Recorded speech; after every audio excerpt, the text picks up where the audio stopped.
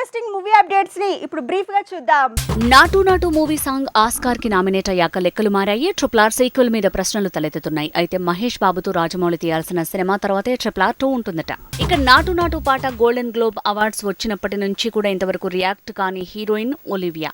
ఇప్పుడు ఈ పాట ఆస్కార్ కి నామినేట్ అయ్యాక రియాక్ట్ అయింది. ఆ పాట గొప్ప అనుభవాన్ని ఇచ్చిందని, అందులో భాగమైనందుకు గర్విస్తున్నానంది. శర్వానంద్ పెళ్లి కొడుకు కాబోతున్నాడు, రక్షితారెడ్డితో 7 అడుగులు నడవబోతున్నాడు అని తెలుస్తోంది. ఇక ఈ హీరో కొత్త సినిమా ఫస్ట్ షెడ్యూల్ తర్వాతే తన పెళ్లంటూ కూడా ప్రచారం జరుగుతోంది. ఖైదీ మూవీ తమిళ, తెలుగు భాషల్లో హిట్ అయింది. ఇప్పుడు ఆ సినిమా హిందీలో భోలాగా రీమేక్ అయింది. మొదటి టీజర్ పేలినట్టే కొత్తగా ఫిల్మ్ టీమ్ రివీల్ చేసిన టీజర్ ట్రెండ్ సెట్ చేస్తుంది. నెట్లో వైరల్ అయింది. బాలీవుడ్ బాద్షా షారూఖ్ ఖాన్ చేసిన మూవీ పఠాన్ ఇప్పుడు వరల్డ్ వైడ్ గా రిలీజ్ అయింది. మిక్స్డ్ టాక్ తో షాక్ ఇస్తోంది. రొటీన్ స్టోరీకి ఎక్స్ట్రాడినరీ యాక్షన్ సీక్వెల్స్ ని యాడ్ చేశారంటున్నారు. ఇక పఠాన్ ఓపెనింగ్స్ ఇప్పటి వరకు 40 కోట్లని ప్రచారం జరుగుతోంది. అలాగే హృతిక్ ప్రభాస్ తో ఈ మూవీ డైరెక్టర్ తీసే సినిమా అనౌన్స్మెంట్ వచ్చే నెల 4న రాబోతోందట. RRR సాంగ్ నాటు నాటు ఆస్కార్ కి నామినేట్ అవ్వడంతో రాధేశ్యామ్ డైరెక్టర్ టోటల్ టీమ్ ని ఆకాశానికి తెశాడు.